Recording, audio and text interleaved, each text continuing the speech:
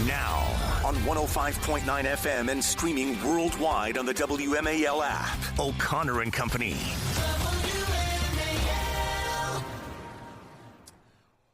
Well, good morning, one and all, and happy Tuesday to all of you. It is now 6:07 in the a.m. on News Talk 105.9 WMAL. We are making sense of the news.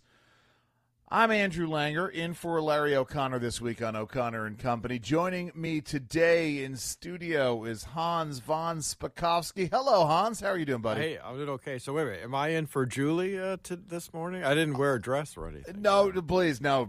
You're not in for Julie. The only difference is we're not going to be talking food nearly as much. To Heather's great relief, producer Heather's great relief. But Hans, love having you on board with us today. Great show coming up. Obviously, in the next hour, let me sort of pull this together here.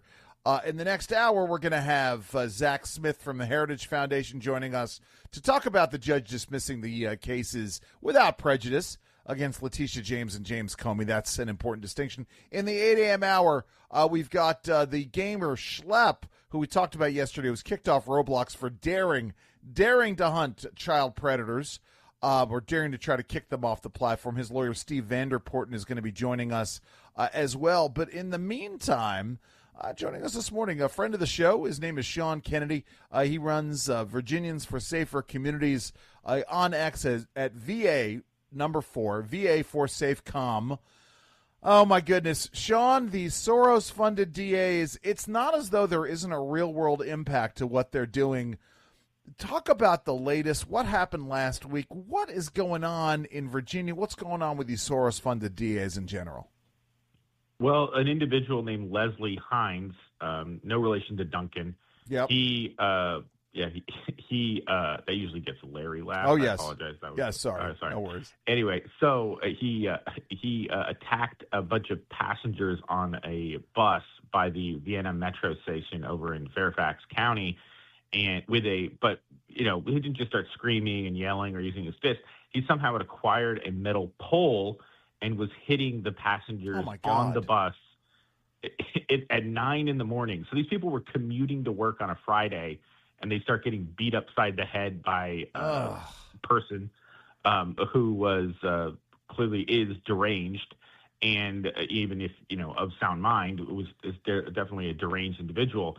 Right. But then when I saw this, I thought to myself, you don't just pop into hitting people over the head at 9 in the morning with a pole. That just doesn't. Unless you're Bob Odenkirk in the movie Nobody. But yes, go ahead. I was thinking more of a Michael Douglas in Falling Down. Falling Down, sure, yes. I'm just exercising my rights as a consumer. Sure, yes, got it. Exactly. And so this individual, I just had a sneaky suspicion, and I jokingly posted on X. I said, what are the odds that this individual has a prior criminal history? Yeah. So, 99.999%. And, of course, it's true. But not only that, he has 100 arrests, 44 of them in Fairfax County alone. Wow. 50 cases are charges. Some of these are ridiculous. 20 to 30 arrests. 44 charges in Fairfax County, 50 charges in D.C., another 6 or 7 charges in Montgomery County related to, as I said, probably 30 to 50 arrests over the course of just clearly this is the kicker, riding the bus from the years. district, riding the bus from the district into Montgomery County, riding the bus to Virginia. I mean, this is but 6 days. The Descano dropped prior assault charges against this person 6 days before this attack. The cycle is so fast. It's unbelievable because many of the charges aren't just new charges where he committed assault or whatever. It's the charges get dropped. Or if he does plead guilty to a lesser charge, he'll get assault and in most of these incidents, you'll see an assault and battery, disorderly conduct, 5 or 6 different or 3 or 4 different charges. They'll drop all of them or keep one of them as an amended or reduced charge. And on that, he'll get no time and then get probation for 12 months. Yeah, wow. And then he'll violate again, commit another assault or whatever when he gets out. And they will not revoke the probation. So he has a series of daisy-chained probations ad infinitum over the last 5 years. He's been permanently on probation, and only one time has he had it revoked, which means he went back to jail. And of that, he was then released relatively shortly thereafter, and it just keeps going. So how many times does this individual have to assault innocent people? And he commits thefts, he commits damage to property, he does all these things. Even if he is mentally ill, he needs to be incarcerated. 100%. It doesn't necessarily mean he needs to be in a prison. He needs to be behind bars, though, or behind a rubber door. Yeah, but jump in here. Yeah, the thing for people to understand is this is not an isolated case. I mean, wasn't it October, Sean, that Jason Miyares, our unfortunately outgoing Attorney General, released a devastating report about Descano and all of his policies there, which basically re-victimize victims of crimes, go easy on criminals. If somebody is an illegal alien and they commit a crime, even if it's a felony, they will reduce it to a misdemeanor so that they won't get deported. I mean, it's just one thing after another like that. I mean, that is so true. And what's so sad is that these victims are somewhat naive because they either don't know who Descano is, they haven't encountered the justice system, particularly in Fairfax County, and they come in thinking the prosecutors are on their side. And they are shocked to discover that in one case we had a few years ago, the 13-year-old girl who was the victim of sexual abuse said that the prosecutors treated her like she was the suspect. They were interrogating her. How dare you accuse this person? We had a number of incidents, as you said, about illegal immigrants committing horrible crimes. Often, as you know, Hans, in this case, many of the victims of illegal immigrant crimes are other illegal immigrants or immigrants themselves. So these people are already on edge. They're already afraid of the perpetrators. And now you're saying, oh, there will be no consequences because we feel bad for them.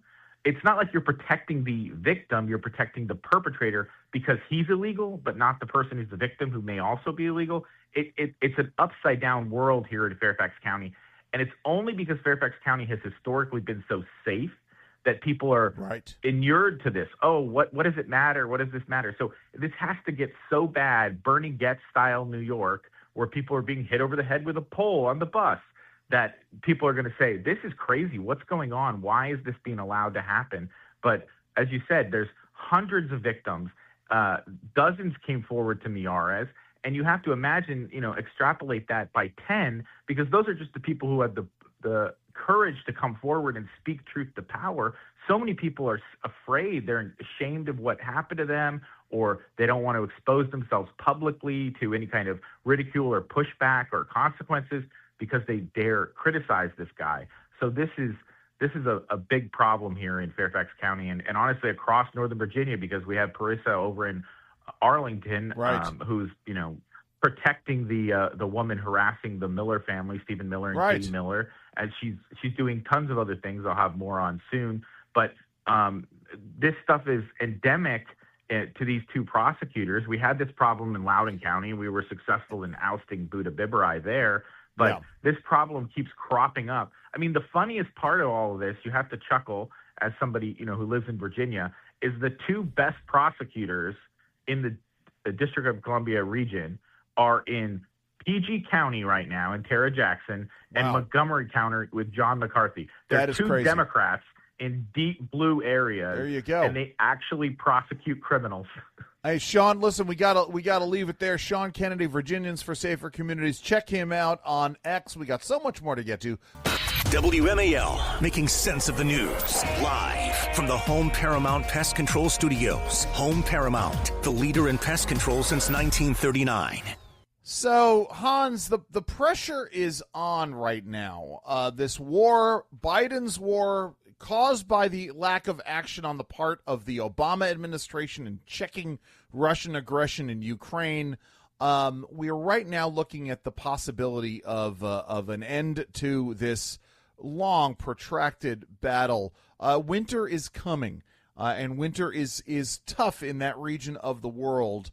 Volodymyr Zelensky calls the steps to end the war doable in updated Trump-backed peace plan. Many of the right elements have been taken into account in this framework. The White House introduced a 28-point peace plan last week in an effort to kickstart negotiations between Ukraine and Russia. The initial plan reportedly caused an uproar among Ukrainian officials for seemingly favorable conditions to Russia. I mean, right. Listen, at the end of the day, the problem is that Ukraine is going to wind up having to give up something, and it's most likely going to be eastern Ukraine, the Donbass region. But on the other hand, it does pretty much guarantee that Ukraine would not be able to join NATO, which is what Russia really wants. What do you make of this, Hans? Well, look, they're trying to negotiate a deal that both sides will accept. And, yeah, you know, Russia's been the aggressor all along. Yes, they've seized part of the Ukraine. But listen, unless the NATO allies or others are willing to actually put in troops and put in the kind of forces needed to eject the Russians, no one's willing to do that. So Ukraine is going to have to try to just get the best deal it can, because otherwise this war is going to continue to go, and they've already lost huge numbers of people. Well, they've lost huge numbers of people. The Russians have lost huge numbers of people. It's really become a war of attrition. And you know, the U.S. has been helping out much more so than one might have thought with Donald Trump being president, in terms of giving Ukraine the arms that they need to fight this war. It's funny because I warned about this. 2014, Hans, I wrote a piece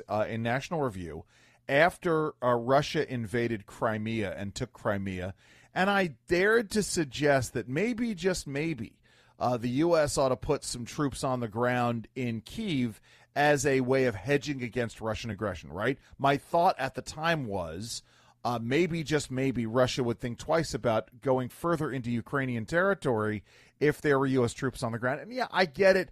You never commit U.S. troops anywhere unless you are willing to have them make the ultimate sacrifice. And that's a fundamental question for us to ask here. But at the same time, I was looking at the U.S. troops in South Korea as an example of this. We have troops on the ground, have had troops on the ground in South Korea for more than a half century now as a way of ensuring that North Korea doesn't invade South Korea. Obviously, no one took my advice then. So much more difficult now that Russia did finally invade here. Zelensky goes on to say Russia must pay fully for war in Ukraine, and this is true. He insisted that any peace plan to end the war must include a recognition of the aggressor paying the price in light of Russia triggering the conflict by invading Ukraine in 2022. And let me say this, folks. At the end of the day, regardless of where you sit on the political spectrum, at the end of the day, 'twas Russia that invaded Ukraine, not the other way around. Your thoughts, Hans? Well, yeah, and you know, going back to what you were talking about in 2014, perhaps if Barack Obama had been willing to supply them with arms and weaponry and training instead of blankets, blankets and food, if they had initially had the arms and weapons needed to hit the Russians when they first came in, we might not be where we are today. Right. I mean, listen, it goes back to the signals that were sent. Barack Obama saying to Mitt Romney, Lord knows I'm going to defend Mitt Romney here, Hans, to mark this. It's Monday, it's Tuesday, the 25th of November in 2025. I'm saying something nice about Mitt Romney. Mitt Romney pointing out that Russia was America's greatest geostrategic foe in 2012, and Barack Obama, being the cool guy, says, hey, Mitt, the Cold War called and it wants its foreign policy back. Maybe, just maybe, if we hadn't sent Russians the signal that we were willing to have them roll over everybody, we wouldn't have been in this mess. Listen, we've got so much more to get to.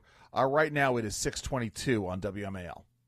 So we got so much to get to as we're talking with Sean Kennedy about what's going on with the Soros-appointed DAs, not just in Northern Virginia, but elsewhere. We've got major crime issues and the crazy, most heart-wrenching crimes happening in New York and in Chicago, and we're going to be talking about this. I'm Andrew Langer. I'm sitting alongside Hans von Spakovsky. This is O'Connor and Company on WMAL. It is 6:30 a.m. WMAL-FM, Woodbridge, Washington, a Cumulus media station. Making sense of the news. News Talk 105.9. News now. Now on 105.9 FM and streaming worldwide on the WMAL app. O'Connor and Company.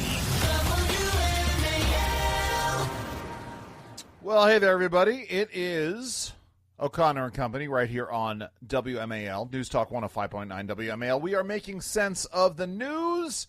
It is 6:37. I am Andrew Langer in for the vacationing Larry O'Connor in for the week, sitting alongside Hans von Spakovsky. Hello, Hans. How are you doing, buddy? I'm doing okay, and I think am I acting as your JAG officer? I have to make sure everything you do is legal, right? Absolutely. You know something, and unlike these Democrats, I know that if I have a question about the legality of an order that I'm given, I know I need to turn to you, Hans, as opposed to just sort of refusing it outright. Right. I appreciate them letting me know all of these things, but really what they should have said was, if they wanted to be helpful, if you think something's hinky, go and talk to your JAG officer about this.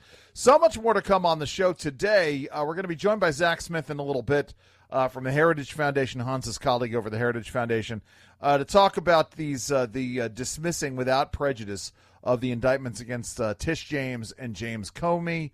We're going to be joined in the 8 a.m. hour by this gamer by the name of Schlepp, kicked off of Roblox for daring to expose child predators on there. His lawyer, Stephen Vanderpoorten, is going to be joining us as well. In the meantime, following on our discussion with Sean Kennedy about people being essentially in the revolving door of justice, and committing multiple crimes, we've got this crazy report out of Chicago about a woman being set on fire. Let's hear cut number 2, Michael, the news report about this. Tonight, the man seen in these surveillance images allegedly setting a woman on fire on a Chicago commuter train is facing federal terrorism charges. A 26-year-old woman was deliberately set on fire by Lawrence Reed in an unprovoked attack. According to a criminal complaint and train surveillance, on the night of November 17th, 50-year-old Lawrence Reed, holding a small bottle, approaches the woman from behind, where he took the cap off the bottle and poured a liquid from the bottle all over the victim's head and body. Prosecutors say he lit the bottle and used it to light her on fire. When the train stopped and the victim was able to muster the strength to stumble on the platform, 2 good Samaritans put out the flames. Reed was captured about 12 hours later. Surveillance images from a gas station allegedly show Reed filling a bottle with gasoline before the attack. David, Reed faces life if convicted. That rider still has critical injuries. Prosecutors are now asking for prayers. I mean, it's a situation, Hans, where you look at this and you're like, well, maybe if you see a guy filling up what looks like a plastic, I guess it was a bottle, filling up a bottle, putting it in a bag with gasoline, you would think maybe the clerk might come out and say, hey, you're not filling up a car. You're not filling up something in the back of your car. But then again, if I'm a clerk in an Exxon gas station, I'm not going to want to risk my life to go and confront these guys. But this is the nature of the beast, isn't it? Well, it is, but he shouldn't have been outside at that gas station to begin with, because what did they find? 72 prior arrests? He shouldn't have been on the street in the first place. And it's progressives who, for the last decade, have been moving to basically empty our jails, put in no cash bail. They want these criminals walking the streets. They don't want them in prison, and that's what's causing a lot of this. It's so funny because I was up in New York last week for a meeting and got a presentation from a gent running for Attorney General up there. His name is Thomas Kenneth, running against Tish James, going into this, taking on that task. And he was talking about not only the issue of cash bail and or no cash bail reform, and how this puts these criminals back out on the streets, but this is coupled, at least in New York, with a change to the process of discovery, making it impossible for prosecutors to hold on to criminals once they're arrested, because the conditions by which they could go and investigate these things are set so high. And that's a problem. But I think you're absolutely correct. This is by design. It is. They want to have criminals released on the streets to create this sort of Mad Max post-apocalyptic hellscape in places like Chicago, New York, right? Yeah, plus they make the false claim that our whole criminal justice system is systematically racist. That's not true. And look, this is being funded. You know, we were talking about Virginia just a little while ago. The bad prosecutor, Steve Descano in Fairfax County, the bad prosecutor in Arlington, who are folks who are let the criminals go, between the two of them combined, they've gotten almost $2 million from who? George Soros. to get elected. He's the person, one of the people that's behind all this. Listen, Reed, the alleged perpetrator in this case, has 22 prior arrests since 2016 alone. 53 criminal cases in Cook County dating back to 1993. 9 of them felonies for which he pleaded guilty. Now, listen, I'm libertarian enough to believe that we shouldn't have an automatic 3 strikes and you're out policy.